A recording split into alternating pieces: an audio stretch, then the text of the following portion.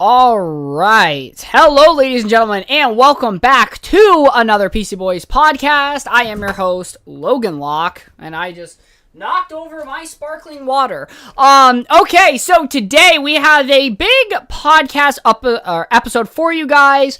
So as of you guys have probably noticed, I've been streaming my podcast as opposed to just doing videos, rendering them, and putting them online. And that is simply because, as of right now, I just find it to be better to do more of a John Campea kind of style show where I just kind of talk about everything in like one long live stream as opposed to, of course, making a video, doing the rendering and everything, and then uploading it. But that is personally, how I feel about it. But, so, today, we are going to be covering my 28 years later review, as well as my Predator Killer of Killers review, and talking about Ironheart's premiere, and a little bit about Spider-Man 4, and some information we have on that. And, of course, if you guys want any link to my socials, even though they haven't really been active or anything, the link will be in the description down below. But without further ado, let's get right into today's episode. So, starting off with my most anticipated movie of the year. 28 years later. Now, I have the Rotten Tomatoes opened up, mainly to kind of show you what the consensus is amongst fans and critics. The critics have this at an 89%, where the fans have this at a 64%. And I'm not very surprised by either of these, scores. The reason is because this movie is clearly made for a more critic receptionist audience as opposed to being made for the masses. And the reason I say that is because this movie has two different stories going on inside of it. The one that the trailer, like I said, the 28 years trailer will go down as probably the best movie trailer I've ever watched. So the first, 20-25 minutes of this film is exactly what you expect from the movie based upon what the trailer showed you. And that was basically, high-octane zombie intensity, chase sequences, great camera work. I mean, the visuals in this movie are absolutely stunning. Very beautiful. So you have that aspect, right? The father-son duo trying to survive on the mainland. That is the full first 25 minutes of the movie. And then after that, we basically get a new plot where Spike, the main, character of this movie, sees his dad cheating on his wife and his mom with this townswoman, and his mom is sick. And so, Alfie, I think, is the guy that actually plays Spike, the kid's actual name. So he ends up taking his mother to the mainland to find her a cure for her illness. And that's what the second half of the movie basically is. Now, I have to say, I am disappointed with this movie. Because what the trailer sells you on is in the movie, but it's not the whole film. And for me, and I think for many fans, that's why this is sitting around a 64% on Rotten Tomatoes, because the movie opens up really strong and really well, but then it's like, well, now we take this sidetrack story, and the sidetrack story in me makes no sense in a lot of different ways. Because, number one, you have a kid who barely survived with his father on the mainland, not long ago in the film, taking his sickly mother that has, these episodes and, who clearly can't defend herself, and brings her to the mainland, and somehow they manage to make it to the doctor without getting turned. And then, you have this little subplot with this, I think it's Swedish military NATO group that ends up having their ship crash or something, so then they end up getting forced onto the mainland, and the whole squad gets taken out outside of this one guy, which I think is the most bullshit thing I've ever seen. You're telling me these military guys with assault rifles, and ARs cannot take out infected? You have 8 guys with ARs. How can you not shoot the infected down? They're not zombies in the sense of they need to have a headshot. You can shoot them in the body and they die. So to me, it makes no sense how they got overrun. It's some dumb convenience movie logic is basically what's going on here. And earlier on in this movie, they established that the island's been quarantined. So basically, 28 weeks later is canon. I've seen a lot of people online say that this movie's not canon. There's two canonizations of it. Number one, they explained that the infection did make it to mainland Europe, but it got fought back. And then they quarantined the island. Number two, there is a sequence where they're doing flashbacks to, like, medieval arrow archers, like, back in, like, the 13th century or whatever. And spliced in there is some of the sniper footage from 28 Weeks Later, which I don't know how people did not pick up on that. I watched 28 Days and Weeks Later, the 2 days leading up to me watching the movie last Saturday. And I have to say, like, I don't know how people don't think that the movie is canon. It is canon. It's literally like movie footage is there in the film. So yeah, anyways though, so the military just can't seem to fight off these zombies. They're stuck in quarantine on this island, and if anybody tries to leave the island, they will get shot by the NATO force that's patrolling the island. And so this one guy is basically like the comic relief character. I can't even remember what his name is. He's some blonde Swiss or Swedish dude, and he shows, Spike a picture of his girlfriend, and he asks, him what's wrong with her, and, like, her lips are all poofy and stuff because she has, plastic surgery, and they kind of make, like, a little joke on that. But it's one of those things where you're watching the movie and you feel a little bit disconnected. You're like, so the rest of the world is going about their average normal day, and it's just the UK where everything is post-apocalyptic and, like, this virus and zombies and infected are just roaming about and they're doing nothing about it. Now, in real life, there'd be one of two ways this goes. Either the whole island would be nuked, or, every,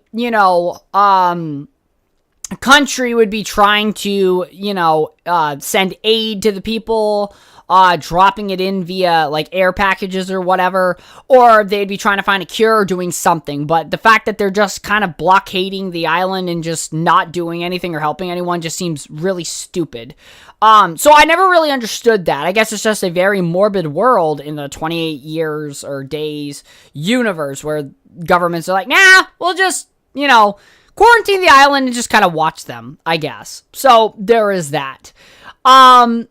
But, so, the movie progresses, some more dumb shit happens, like, Spike's mom ends up, like, killing this zombie by smashing its head when they're, like, stuck, they're stopped at a church for the night, and he's, like, resting, and wakes up in the morning, finds a dead zombie. There's, like, a flashback in the middle of the night where she just beats the crap out of it, and she doesn't remember, and it just makes you wonder, like, why did that happen? Like, this doesn't come into play anywhere down the road. And then there's also this scene where there's a zombie, like, rage woman giving birth to a baby, and, like, the mom is trying to help this zombie give birth, and it's just so... It's so weird and makes no sense. It's like you're not even worried about the blood getting into any of your orifices on your face and, like, turning or any self-preservation. And the soldier just sits there and, like, lets all this happen too. And it makes no sense. And then in this movie, we get introduced to alphas, which are, the head honcho zombies. They control some of the runners, or as I would like to call them, drone zombies. They're, like, steroided up by the infection. They're, like, super muscular, very fast, very tall, huge. And there's a lot of naked zombies in this movie. So, man and woman, you see everything. And it's very distracting in this movie, especially during tense moments when I'm trying to, like, be in the film and be like, these people could die. The alpha's chasing them. And then you see, the alpha's schlong just swaying back and forth in the middle of the camera view. And I'm like, what is going on in this movie? So anyways, they go on this journey. The woman, rage woman gives birth and she gets killed and the baby's not infected somehow. And then Swedish military guy gets his head ripped off by one of the alphas. And then the alpha starts chasing, Spike and his mom down for taking his child, I guess. Like, there's, like, a motherly, fatherly bond or something like that, I guess. And so they end up meeting up with, Dr. Kelson. He ends up taking them back to, like, his island that he has, like, this bridge to get to the island so the infected can't get there or something like that. And basically, they get there. He diagnoses Spike's mom with cancer, and then proceeds to basically say, that memento mori is to, like, remember death, and, like, this whole skull temple I have is to remember the people and the infected that died. And essentially, he just, puts the kid to sleep, puts his mom to sleep, kills his mom, cleans her skull, and then gives it to the kid, and then says, find a good place for her on like the skull temple that he's made. And I will say that scene was very emotional. Like, that was very well done emotionally. But a lot of this movie for me was just kind of boring, or just like, why are we doing this? Like, why even put the military subplot in there at all? Like, it doesn't really benefit the movie outside of some comedic humor and to make the military look very ineffective. There was nothing in this movie, I think, outside of the first 25 minutes and, like, the ending, not the very, very end, we'll get to that in a minute, but the ending in the sense of, like, him and his mom, having this, like, touching moment with Dr. Kelson before she gets killed, or euthanized, if you will, instead of letting the cancer kill her. And that whole scene, like, outside of, like, the first 25 minutes and, like, that section, I think the movie just kind of takes this huge dip where it's like, why are we on this journey in particular? So then, like, the very end of the movie is basically the kid takes the baby back to the island, but he doesn't want to stay on the island, and it's kind of interesting. He's like, yeah, by the way, this baby was born from an infected. Yeah, 0% chance that child survives, because these people are gonna, like, take in a baby that came from a literal infected after they were like, yeah, we're not taking chances with people anymore. Like, you're on the mainland, you don't make it back, we don't let you back in. So kind of hard to imagine that they're just gonna take this child in. But then basically he writes a note to his dad saying he's gonna stay on the mainland a while longer, see what's out there, become battle hardened or whatnot. And his dad, like, runs out into the middle of the ocean, screaming and crying, for his son. Which, by the way, it's crazy that, like, Aaron Taylor Johnson shows up, does a great job in the beginning of this movie, and then he's just absent, like, doesn't even try looking for his kid or anything. And I mean, I guess that could, be chalked up to, well, there's no low tide, so he can't go out there and find him. But you could at least show a scene or something of him coming to the realization that, like, his wife, like, sickly wife and son is out on the mainland and, like, freaking out about it and not being able to do anything. Like, that, I think, would have added some more emotional tension to the movie. But so, the end of the movie, we see Spike. He ends up, surviving, eating some fish. He's, like, on this, like, winding, like, highway or something in, like, this very rocky area of the mainland. And so he ends up shooting some zombies that come towards him. But then he ends up getting cornered because there's too many. And then, this is where this movie just takes a complete, like, circus kind of level of turnaround, like, 180. So all of a sudden Jimmy, who is, like, this little boy from the very beginning of the movie, we see, like, how the outbreak, spread to this, like, to his house, and, like, the fact that everybody there got infected, including his mom, and I'm assuming other family members. All these kids, his friends, get murdered in front of him, right? He runs down the street to, the Catholic church that's there, to his dad, and his dad's, like, some really, like, doomsday cultist, like, oh no, this is just Judgment Day, your mother is ascended. Even though she's literally been infected into a rage zombie. Anyways, so this guy just sits there and is doing his, doomsday priest thing, where he's like, oh, come to me, my children, accepting his death, and he gets bit, yaks up a bunch of blood, he turns, and so his son is, like, underneath him in, like, the grate system or whatever, hiding, and then ends up getting, like, his father's cross or whatever, and it's, like, upside down.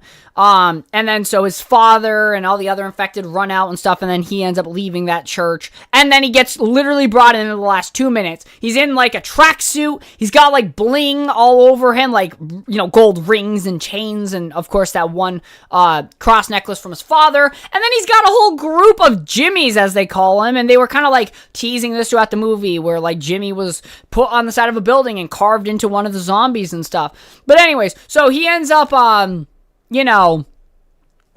showing up with his group of Jimmies, and they're all blinged out, and they're in their own colored tracksuits. And I shit you not, guys, it turns into an episode of Power Rangers. Basically, Jimmy and his goons, or his buddies, start flip kicking and, fighting zombies Power Rangers style, and they're all, enthusiastic about it. And I was like, what happened? We watched a whole movie of, some serious, dark, themes, some very sentimental themes, anxiety, some real post-apocalyptic shit. And then we're just getting, tracksuit blinged up Power Rangers for the last 3 minutes of the movie killing zombies. And then Spike chooses to be Jimmy's friend, or whatever. And then the movie ends. And I'm like, what the fuck did I just watch? I literally turned to my cousin. I was like, what just happened? What am I watching?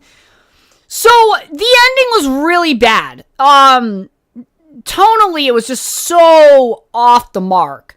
And that's kind of the major thing I wondered, why did they do this? Why was that the ending that they chose to go with and thought, yeah, I think people will like that? For me, that's very weird, man.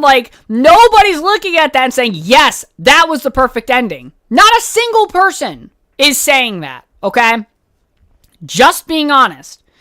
So, that happened, okay? So 28 years later for me is a 7 out of 10 movie. It is a solid movie. It's got great... the first 25 minutes were phenomenal. Doesn't really get any better than that. First 25 minutes were the peak of the movie.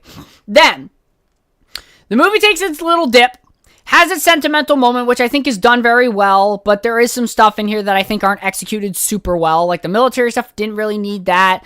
And that whole lull section, just, in my opinion, didn't work. Having the mom just beat the crap out of a zombie, even though she's this frail woman that's dying of cancer. And it just came out of nowhere and made no sense, and it didn't really touch upon it after the fact that it happened. It was just kind of one of those things, we did it, but we're not going to explain it. And that was really stupid. I didn't like that. It just made no sense. And the baby thing, maybe it will play a role going into the future. I'm not sure. I know the sequel, The Bone Temple's coming out in January, so hopefully we get some kind of answers to what's going on. But yeah, so this movie overall was good, not as good as the first film, and I would even argue the second film, in my opinion, I think is the worst one of this trilogy. I think this is better than the second one, but the only reason that is because the second one for me personally was just kind of an average run-of-the-mill zombies movie. It wasn't really special in any kind of way. It was definitely more intense in moments, and, I think was a lot more what you would expect this movie to be like in some instances.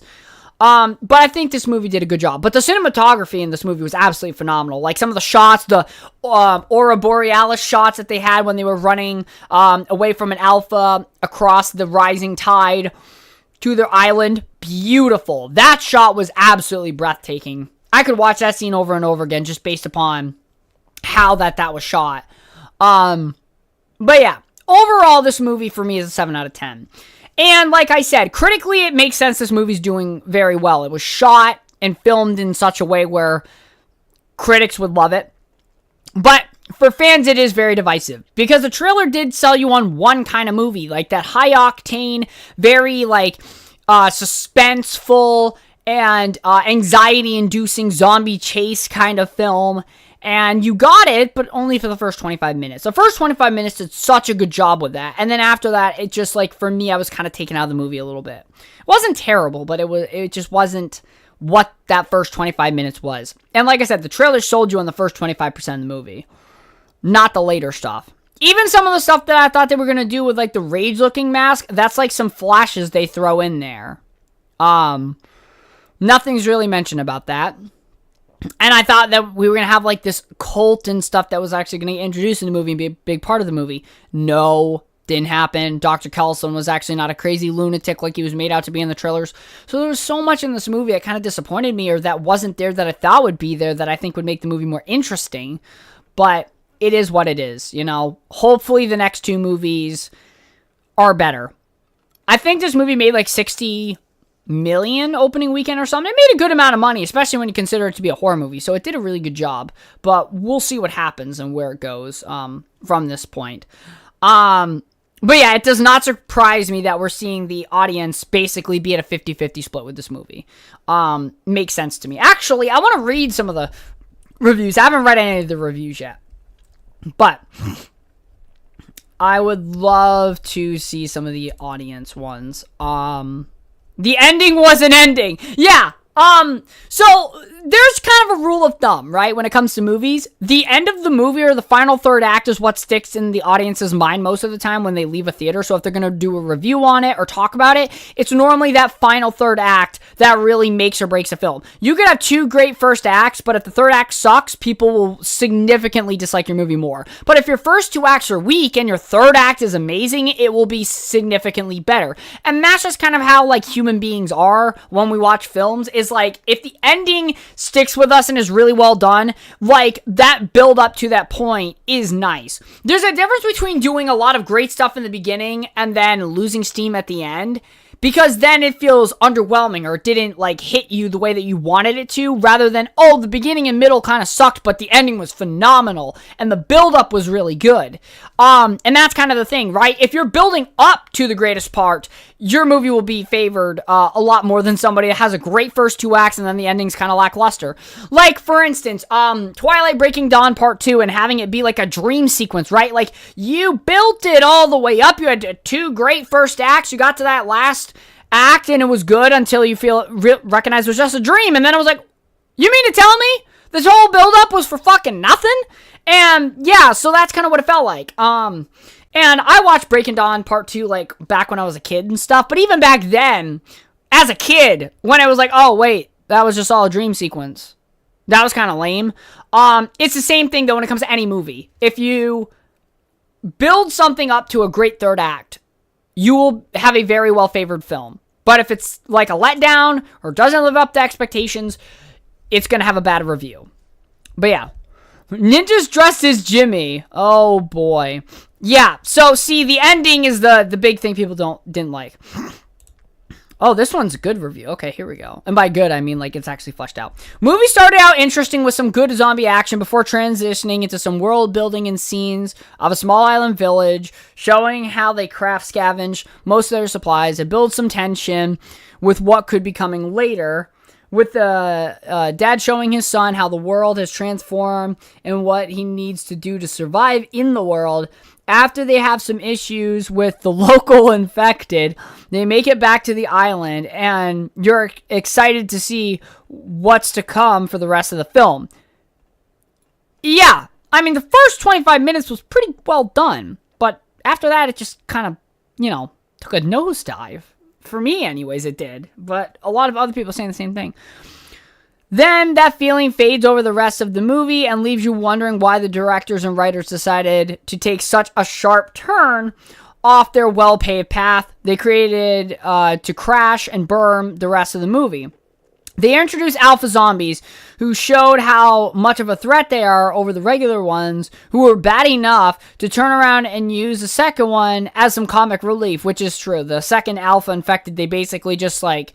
It made no sense. Like, Dr. Kelson, basically uses, tranquilizers to knock him out instead of killing him because, they're like one of us, they're technically the same as us, and, I don't want to kill him. And then he comes back and almost kills him again. They just tranquilize him again. I'm like, you could kill him. He's tranquilized. Like, he's down for the count. Just kill him. It would make more sense, but they don't. It was so dumb. But, yeah, I agree with that. I didn't bring that point up. I should have, but I didn't. The ending makes a callback to the first scenes of the same film, and somebody thought that they should hire the choreography team for Mighty Morphin Power Rangers, see what I'm saying? To bring the movie to its conclusion. Had anyone checked in with the director to see if he had a stroke or something halfway through filming? When your entire story can be undone by the main characters having a simple conversation in the first 5 minutes of your story, maybe you shouldn't be in charge of telling stories, let alone millions of dollars to make a movie. Wait until you can stream it at home as something to fall asleep to and save your money to see it in theaters. That is brutal, but brought up a lot of good points. Personally, I loved it. I'm a fan of the first two. I really enjoyed it. Fast-paced, but also stuck to a new storyline. I do wish we learned if infection had spread through the UK and Europe, the ending of 20... They literally covered this in the first beginning. But people, I guess, can't read. They literally said that mainland Europe pushed the infection back. It's canon, guys. Come on. But hopefully we'll learn more about that in the next movie. The ending threw me a little haha, but I thought it was funny. Yeah, that's a problem. Let me explain. Okay, like, Kristen can like this if she wants to, but there's a problem with that. That's an issue. You shouldn't be in a very serious movie, post-apocalyptic film, and it's not even like we're talking about some humor to break the ice like the military guy earlier on in the movie. We go from serious post-apocalyptic zombie-infested UK to Power Rangers. Do you know how, like, huge of a difference that tone is? That is not good. That's bothersome to me. I don't know how people could just be, yeah, it was funny, haha. That's some Marvel brain rot right there. That's some Marvel brain rot. Oh, it's funny, so it's okay. No, it's not. I'm sorry. Christian, I'm glad you liked the movie, but I'm sorry. This is a dumb take. Yeah, it's funny, but you should have a problem with that. Like, the movie's not supposed to be funny. Oh, man. Just like the first two movies, it had a small humor. Yeah, humor's fine, but from, like I said, post-apocalyptic zombie movie, serious, to Power Rangers, they're not even close to the same thing. Why would you... Okay.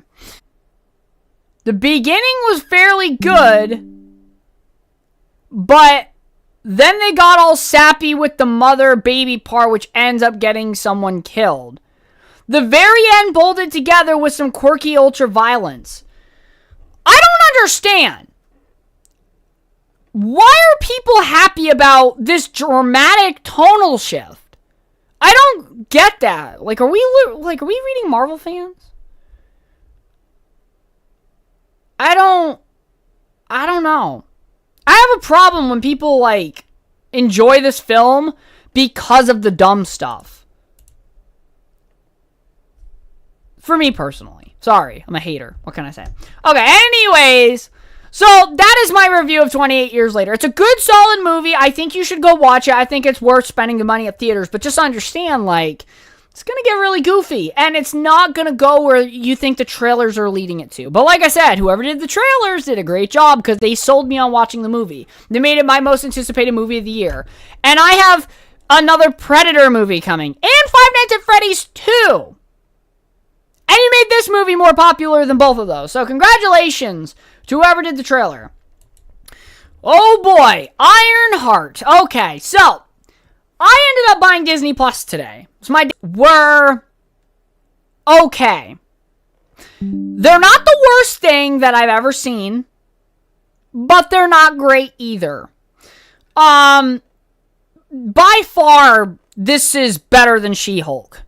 There is some stuff, though, in these first 3 episodes that kind of made me, like, be like, wow, they really, like, put that in here. There was one scene where she's talking with Obadiah Stane's son, Ezekiel, and she literally, like, they're on the way to, like, his secret stash of, like, black market stuff, and she literally tells him that he has white privilege, so he should be able to stand up for himself. And I'm sorry, that was the dumbest fucking writing I think I've ever seen. This show has some of those dumb writing moments, but it's better than She-Hulk. That doesn't say much, but it is better than She-Hulk at least. And, you know, it's all right. You know, I don't hate it. Like, I'm watching, you know, I was watching the first 2 episodes and I'm like, it's okay. Like, it's not the worst. Like, there's some really bad writing in here, but at the end of the day, like, it's just all right. Like, some of the characters are cool. I love Anthony Ramos, you know. He's become one of those actors that I actually like to watch the stuff he's in. And, it's just an all right, you know, show. It's just all right. It's not the worst thing ever. Doesn't have great writing, but it's not the worst. It's okay. And, you know, I think there is, like, they can redeem Riri Williams, I think. I don't think her character is very, like, I'm doing this for money, I'm doing this for fame. Tears down Iron Man, which is annoying, but we come to expect this from Marvel at this point. The female counterparts that are put into the MCU have to make the male counterparts look bad or rag on them for being dog shit or something to make themselves look better. It's basically stuff we've seen before. But I can see why Marvel shelved this for quite a few years, because for those of you that don't know, this show's been done for a while, for a few years, and then they shelved it. And it's just, it is what it is, man. I mean, the show's okay. It's not anything I'm, like, dying to see. It's not like Daredevil Born Again, where I was, like, dying to see the next episode and waiting every week. It's okay. It's fine. It's and even by the popcorn meter, right? People are like, yeah, it's a Marvel show, you know, it's good enough, I guess, to invest any time into, but not really that great. Even the critics aren't really very keen on it, which is actually kind of shocking. But it's not the worst, it's not the best. I would say it's on the more worse side of Marvel projects, obviously, but it's, you know, it is what it is, man. You can see how enthusiastic I am talking about Ironheart. Yeah, it was what it was, man. It's not that great. It's just, it is what it is. But yeah, Ironheart in the comics was kind of a dickhead. So, they did make her comic accurate. So, that works, I guess. Normally, you know, coming from me, the comic accuracy kind of guy. I don't really have much to say about Ironheart, really. I just watched the first 3 episodes. It's alright, you know. It's not the worst thing. It's not the best thing. Crazy that the best thing we can get from Marvel these days is Thunderbolts. Thunderbolts is a solid film, mind you, but I wouldn't even consider Thunderbolts in, like, my top 10 Marvel movies. It's alright. Like, Thunderbolts is a pretty solid film, but out of everything Marvel's come out with this year, Thunderbolts is the only thing that I've actually enjoyed. I watched Captain America Brave New World the other day. I rewatched it. It was better than when I watched it the first time in theaters, but it's still just a meh movie, you know? It's not one of the ones I'm exactly, like, you know, wanting to rewatch. But it is what it is. But we are going to move on to Predator Killer of Killers. I'm actually surprised I didn't have it pulled up here. This movie right here is actually really, really good. So, this is why I bought my subscription. To watch this. And my goodness, they outdid themselves with this. I genuinely think this could have made a good theatrical release. But then again, you're going to get up against, you know, a lot of big name movies right now. So I can understand the Hulu release, but it's good. It is well received. Look at this. Almost 90% from fans and almost 100% from critics. This was well received. And rightfully so. An amazing film. Basically, this is an anthology movie. So we follow 3 different characters in 3 different time periods from Vikings up in like Norway, stuff like that. Feudal Japan, so like a samurai story. And then World War II American pilot. And we follow 3 different survivors fighting against 3 different predators. The one in the Viking story is a big buffy predator with like this prosthetic metal hand that he charges up and uses like a psionic blast. There's a predator in the Feudal Japan one, which in my opinion is my favorite one. He has like so many cool gadgets from like this, whiplash gauntlet that he shoots. He has a dope spear that like opens up and chops people in half. Bro is really good, like with his fighting style. And then the last one is in a ship the entire time. So he's literally doing dogfighting and stuff. And it's just so cool to watch. And then they bring it all together at the end where they're all having to work together to fight against like the alphas predator, like the big clan leader predator. And I have so much praise to say about this film, man. It was brutal, gory, on the levels of Spider-Verse in my opinion, but for the Predator franchise. And we got to see the Yautja's homeworld. I think it was their homeworld, Yautja Prime, and it looked dope as hell. We got to see like a coliseum where these 3 characters come to fight, and they're pitted against each other, and the one that wins gets to fight like the biggest predator. But they end up teaming up to fight against the big predator. The Japanese or samurai guy gets severely injured, but him and the pilot end up taking off. The Valkyrie or the Viking woman chooses to stay back and sacrifice her life so the other two can leave, which is also interesting because it's like a motherly kind of thing, but also she's the oldest one of all of them timeline wise, and they end up just putting her on ice. And the movie ends with us getting a close-up on Naru from Prey in a cryopod, which opens up a lot of speculation as to what do the Predators do. Like, it seems like what the Predators do is whichever person on Earth kills a Predator ends up getting cryo-freeze and brought to Yautja Prime for some reason. And that's what it seems like to me. I don't know if the new Predator Badlands film that we're getting, that's a live-action movie that we're getting in November, I don't know if that's going to answer any more questions or anything, but I have to say, this movie was awesome. The anthology style of it, following 3 different characters and 3 different Predators, epic battles, really well done. And it was a short movie. It was like an hour and a half long movie, but it was well done. And all these characters speak different languages. Actually, the samurai one was very silent. Like, that whole section was very silent until, like, the very end. And each of these characters lose someone close to them. The mother in the beginning loses her son. In the Feudal Japan story, our main protagonist loses his brother. And then in the aviation one, our boy Torres loses his commanding officer. So there's loss in every one of these stories. There is this sacrificial nature in every one of these stories, which even rounds about in the very end, right? And each one of these characters loses somebody fighting to a Predator, and in the end where they're all teaming up, that one woman sacrifices herself. Now, granted, she was put back on ice and not killed, but there's an overall theme in the story where, the humans are showing their own honor code and their willingness to work together and sacrifice despite what's going on, right? There's so many different themes weaving into these stories that come to fruition in the very end of the film. And I loved it. Like, you spend only so much time with each of these characters, but you end up feeling for them and caring about them, rooting for them in the end.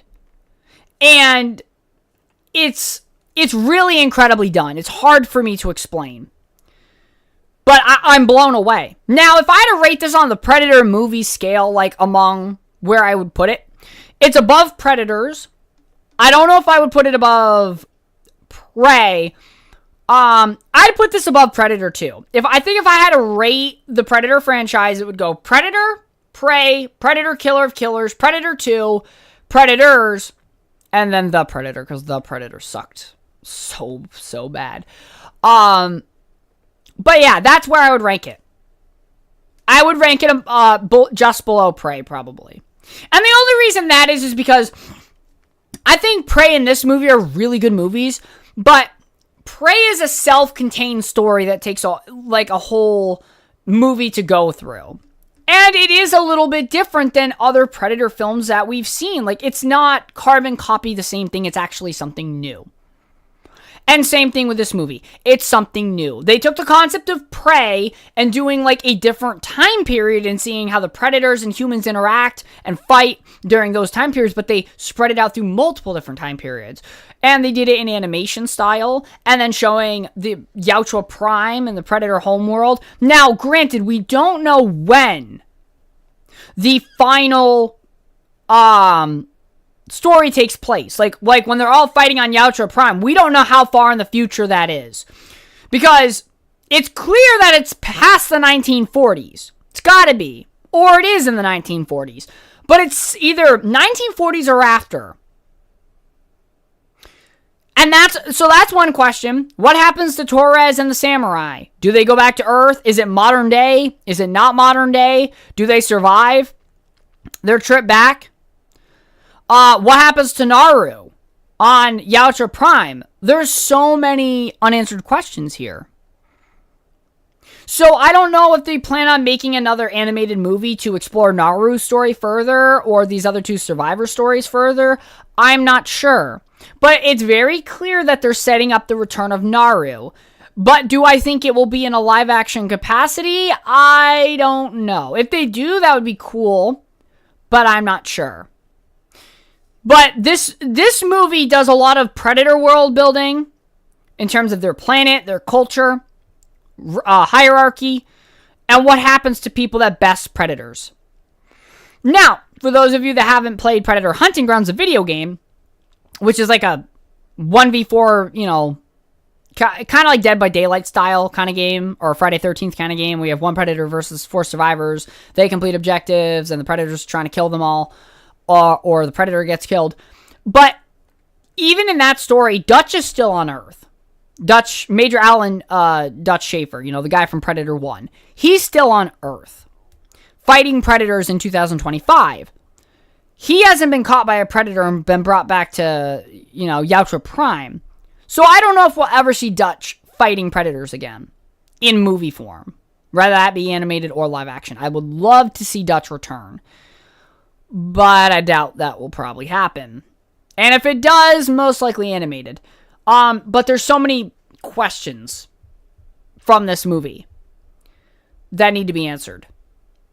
But it introduces a lot of interesting ideas. They even have like these collars on the people that they're fighting against, in like this arena, and basically it takes the predator dialect. So like whenever the head predator's talking, the collars will transcribe the predator language into their dialect, whether that be Japanese, Norwegian, or American, so that way they can understand what the predator is saying, which I think is interesting that they have like that translator technology. And I have a feeling that will come into play in Predator Badlands, because in Predator Badlands, the main predator is the main character. So you're going to need some way to transcribe what the predator is saying. So they might give him a collar or some kind of device to speak English. That'd be my guess. But Predator, Killer of Killers. That's a solid 8.5 out of 10. That movie, it's so good. I have nothing bad to say about the movie at all. It is such a good film. If you guys haven't watched it, please go watch it on Hulu or Disney Plus. So worth the price tag of a subscription to watch it. It was really good. I hope this comes out on hard copy, because I'd love to collect it. But now moving on to my final part of today's show. Spider-Man 4 adding the Punisher. Oh boy, does that put a smile on my face. Now granted, I want Daredevil, but I'll take Punisher. He is connected to Daredevil, he's interacted with Daredevil, and there might be a chance that Daredevil is in the movie. Just a little smidge of a chance. But my question is, how are you going to do the Punisher in Spider-Man? How far are you going to push that envelope? For those of you that hasn't watched Punisher seasons 1 or 2 on Netflix, now on Disney Plus, or Daredevil season 2, or even Daredevil Born Again, if you've seen those, you would know the Punisher is very R-rated. Like, it's very gory, it's very brutal, and I don't know how you do a character like that with Spider-Man.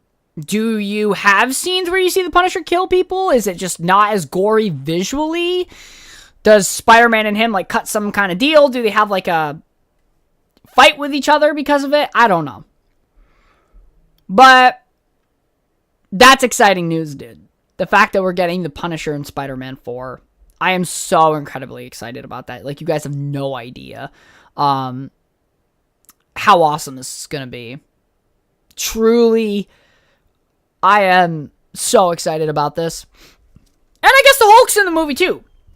Spider-Man 4, though, the issue I haven't done many podcasts on Spider-Man is because there is a lot of conflicting information about this movie. This movie has had leaks and has had people say it's going to be multiverse. Null's going to be in it. Venom's going to be in it. Basically, everybody and their mother's going to be in this film, according to all these different sources. And it's like, listen, I just want to wait till we get something confirmed before I talk about it. And finally, we get a confirmation. Yes, it took us almost a whole year till the movie comes out to get a confirmed piece of information about this movie outside of release date. But the Punisher being in this has me very hyped. I don't know how big of a role he's going to play, but I am excited to see what they do with Punisher's character, and if that's going to, because they have like a Punisher, like, special presentation or something like that they're filming. I don't know if that's going to directly translate into this, or if it's going to directly translate into Daredevil Season 2, or if Daredevil Season 2 will translate into Spider-Man 4. I don't know how it's going to work, but I'm hoping that we get some answers, because I need this movie now. Like, I've been Spider-Man starved for years now, okay? After No Way Home, man, it has been, like, for us Spider-Man fans, it's like, okay, well, I need the next one now.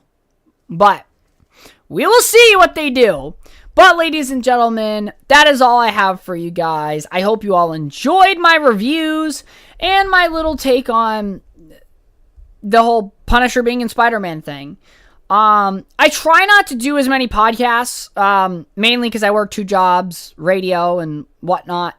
And, you know, when it comes to talking about movies and video games and stuff, I like to do reviews and stuff like that. I like to talk about stuff, but the problem is there's too many, there's too much, I guess you could say, like, conflicting stuff, especially with something like Spider-Man, which is something I want to talk a lot about. But the problem is with Spider-Man is that there's too much fake stuff out there about the film that I'm just waiting the closer we get to talk more about it. But yeah, I just haven't had the time to make as much content. And also, like, doing news content is, like, kind of, like, it doesn't really hold long term, you know? Like, if I'm doing, like, deep dives into something, reviews actually do have legs for, you know, years to come if people just want to hear people's thoughts and opinions on a film. But for me, you know, when it comes to movies and stuff, like, things just also haven't been that good. It's been very, like, I don't want to sit down and do a review on a movie that, or multiple movies that I just don't like. So I try to wait till I get something that I actually, you know, enjoy, relatively. But yeah, Ironheart, like, I can't put like a definitive review score on that outside of it's meh, because it is meh. But, when it fully is said and done, I can put a score out on it. It's better than She-Hulk, but right now the highest I could even see it getting to is a 6. So, but maybe the last 3 episodes would do something. I don't know. We'll see. But yeah, thank you very much for watching. I hope you all enjoyed, and I'll catch you all in the next one.